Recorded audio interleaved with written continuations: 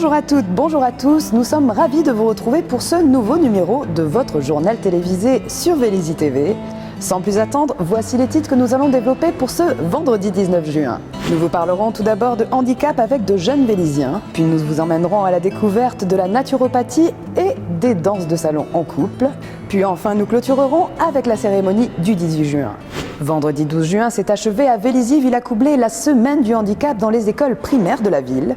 Une semaine pas tout à fait comme les autres pour les élèves qui y ont participé. Les écoles primaires de Vélizy-Villacoublay ont vécu au rythme de l'apprentissage du handicap la semaine passée. Divers ateliers pédagogiques et ludiques ont été proposés aux élèves pour se glisser dans la peau de personnes souffrant d'invalidité. Comme chaque année, nous faisons la semaine du handicap, donc sur les temps périscolaires et sur les temps extrascolaires du mercredi. Donc sur les ateliers, sur 1h15 d'atelier, les enfants passent parmi 5 ateliers donc sur différents thèmes du handicap pour justement découvrir un petit peu les différents handicaps sensoriels, moteurs, voilà, tout ce qu'on peut mettre en place. Cette année, ça a été organisé donc, par des étudiants. Donc c'est vraiment une nouveauté pour nous. Voilà, les enfants pratiquent beaucoup pendant 1h15. C'est des fois même pas assez long. C'est beaucoup plus sympa pour eux vraiment de toucher un petit peu entre guillemets un peu à tous les handicaps, donc pratiquer un petit peu le fauteuil, se servir à boire les yeux bandés, vraiment sensibilisation, une grosse sensibilisation sur l'autisme, ça c'est vraiment très plaisant pour eux. Récréatif mais également révélateur, les différents petits tests ont permis aux élèves de découvrir de plus près à quels défis pouvaient être confrontées des personnes souffrant d'autisme, de perte d'audition, de cécité ou encore de handicap moteur. Ils sont en train de chercher dans les boîtes avec les yeux bandés et des gants pour pas qu'ils chantent et ils essayent de deviner comme les personnes handicapées. Alors l'hôtesse, c'est de leur faire comprendre à la fois ici qu'ils peuvent être troublés sans la sensibilité tactile, c'est-à-dire comprendre les objets en les touchant. Et ici, c'est de leur faire comprendre. Là, c'est de leur faire comprendre l'importance des vibrations. Non mais attends. Le fait qu'on ne soit pas obligé d'entendre le son avec l'air. Ouais, voilà, c'est pour leur faire comprendre ce qu'est la conductivité osseuse. En fait, c'est le fait de pouvoir capter les sons par la transmission de la matière. C'est-à-dire le son va se propager dans la guitare jusqu'à leurs os pour qu'ils puissent entendre. Comme faisait Beethoven pour sa 7e symphonie. La sensation, c'est quoi? C'est vraiment bizarre. Ouais. J'aimerais vraiment pas, oui c'est ça. J'aimerais vraiment pas perdre la vue. Chaque lunette représente une maladie différente et donc la maladie est inscrite sur les lunettes. Donc par exemple là le jeune homme il porte des lunettes c'est tout simplement du flou en fait, un très gros flou. On a une aggravation du diabète, on a la DMLA et le glaucome et bien sûr les masques c'est pour les personnes aveugles.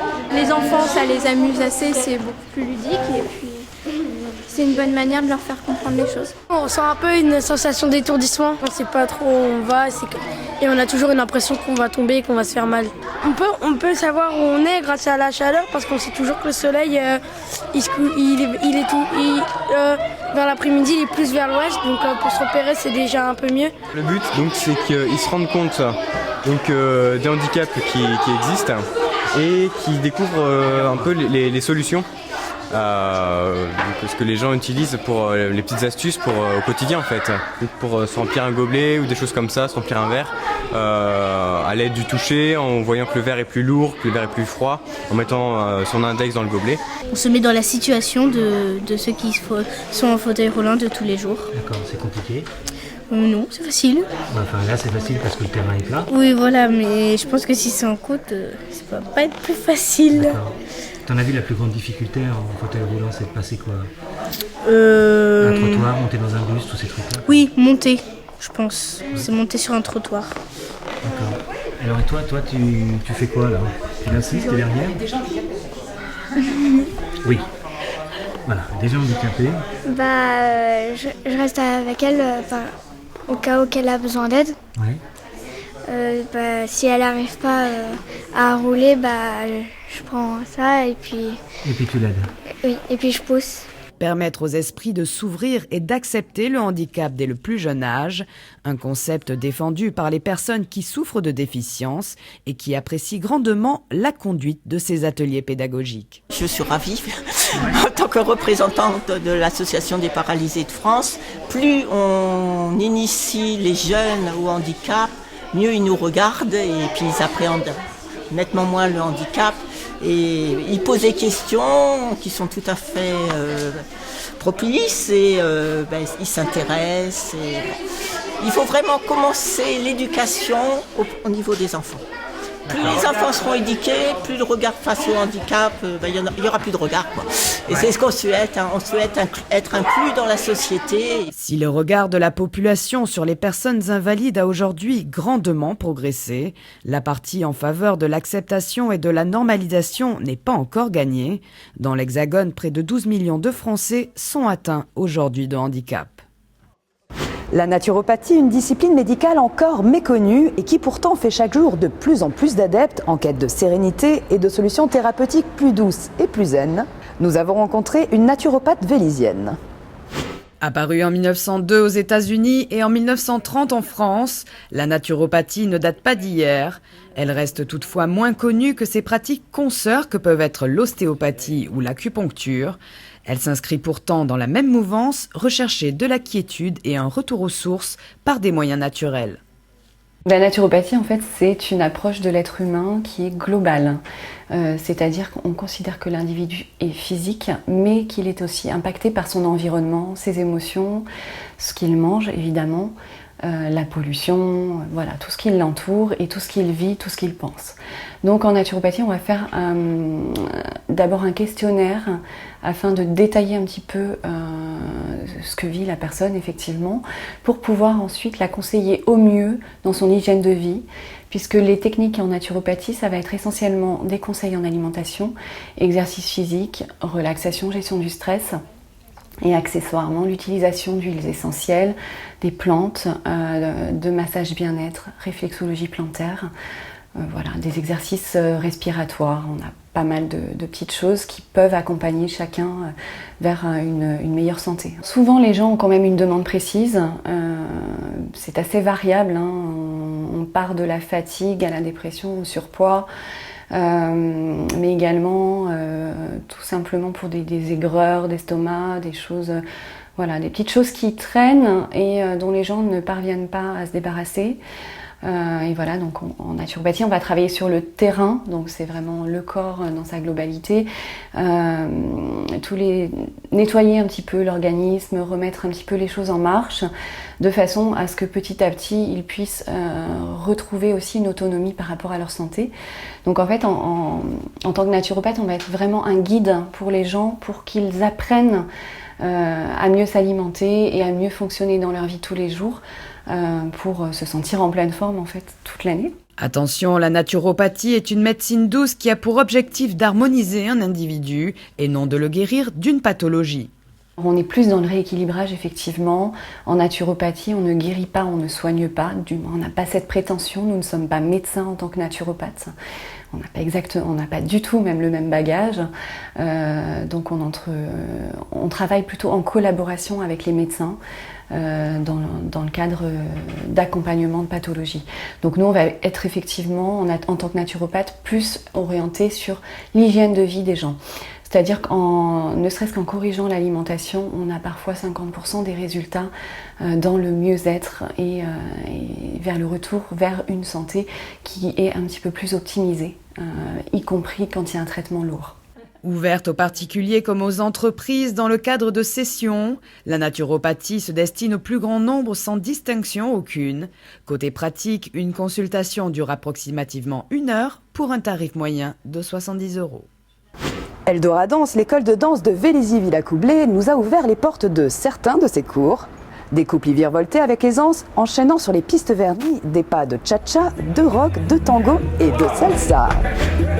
À Eldora Danse, l'école de danse en couple, on glisse, on swing, on vole, toutes les formes d'expression corporelle sont permises. Seule l'immobilité est proscrite. Il suffit de trouver un ou une partenaire et de suivre les pas.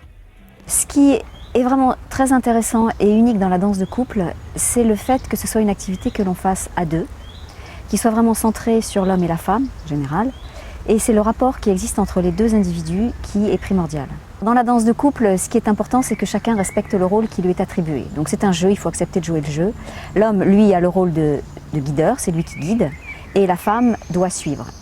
Il y a des danses dans lesquelles la femme a un petit peu plus d'autonomie que dans d'autres, mais d'une manière générale, si chacun respecte ce rôle, ça fonctionne très bien. Ça ne fonctionne pas à partir du moment où l'un veut prendre la place de l'autre. Par exemple, la femme veut guider, ou l'homme ne guide pas assez clairement et finalement il suit plus ou moins ce que la femme propose. À ce moment-là, ça ne fonctionne pas. Ça fonctionne si vraiment chacun respecte son rôle, le rôle qui lui est prédéfini à la base. Droite, gauche, on pivote, ouverture, gauche en arrière. C'est un ensemble d'émotions. Le fait de tenir pour un danseur, pour un homme, une dame, une femme dans les bras et de la faire évoluer, de la guider et de ressentir si elle apprécie effectivement les mouvements que l'on fait ensemble. Tout ça, c'est une satisfaction que l'on trouve dans cette danse, en tant que danseur.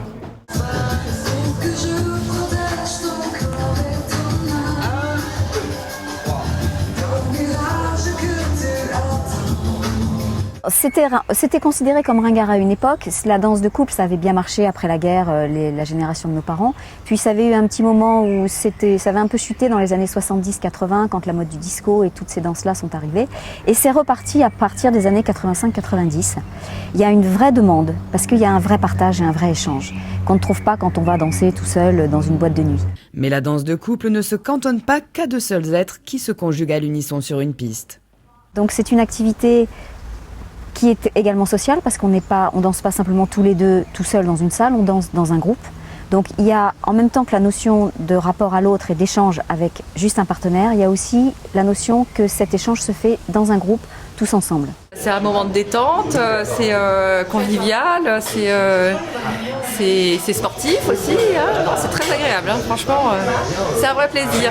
Et il y a des très bons professeurs, c'est sympathique, l'ambiance est très bonne. C'est juste pour se détendre un peu, pour le plaisir, quoi. Ça défoule un petit peu, c'est un peu, ça fait du bien. Ce qui nous fait danser, c'est la passion de la danse, l'amour de la danse et le plaisir qu'apporte la partage. Danse. La convivialité, rencontrer le plaisir de rencontrer d'autres danseurs, danseuses qui ont la même passion. Eldora Danse compte aujourd'hui 7 professeurs qui enseignent le rock, la salsa, le tango argentin, la country et autres danses de salon à plus de 300 licenciés.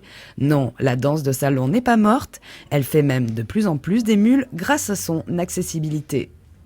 Il ne faut pas de disposition particulière, danser c'est comme marcher, il faut juste avoir envie et se donner les moyens bien sûr, parce que parfois on peut être confronté à certains problèmes, ça dépend de son passé corporel, ça dépend de ce qu'on a fait dans sa vie, ça dépend aussi de son métier, mais c'est complètement accessible à tout le monde.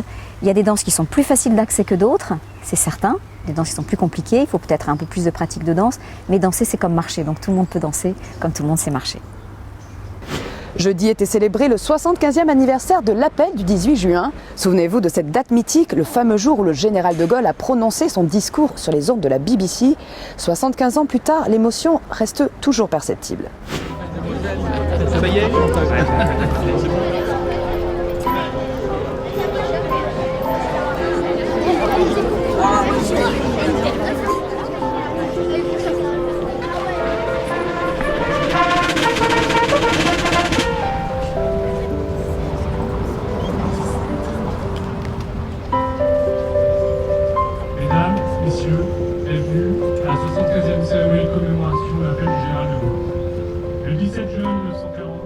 Moi, général de Gaulle, actuellement à Londres, j'invite les officiers et les soldats français qui se trouvent en territoire britannique ou qui viendraient à s'y trouver, avec leurs armes ou sans leurs armes.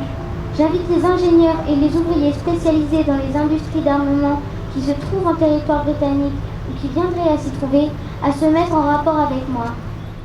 J'invite tous les Français qui veulent rester libres à m'écouter et à me suivre. Vive la France, libre, dans l'honneur et dans l'indépendance.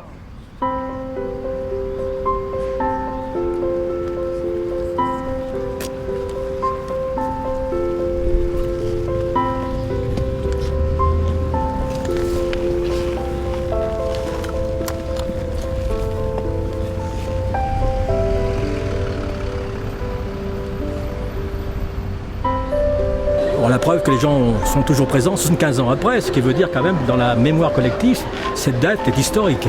Ah ben pour moi c'est un sursaut. Le sursaut effectivement, parce que le 17 juin c'était fini, la musique c'était signée, le 18 juin c'est autre chose. C'est une belle journée de souvenirs qui nous ramène de nombreuses années en arrière. En juin 40 j'avais 11 ans. Et vous vous rappelez Bien sûr. Ah, je me rappelle. J'étais à Paris, boulevard Mortier. D'accord. Mais par contre, je crois que ce discours du général de Gaulle, peu de gens l'ont entendu. Bien sûr, parce que les gens n'étaient pas à l'écoute comme maintenant, quoi. Ouais. Et les gens l'ont réentendu après. Il y a 75 ans, le général de Gaulle prononçait ces derniers mots. La flamme de la résistance française ne doit pas s'éteindre et ne s'éteindra pas. Ami, entends-tu le vol noir des corbeaux sur nos plaines? Ami, entends-tu les cris sourds du pays qu'on enchaîne? Oh, et partisans, ouvriers et paysans, c'est l'alarme. Ce soir, l'ennemi connaîtra le prix du sang et les larmes.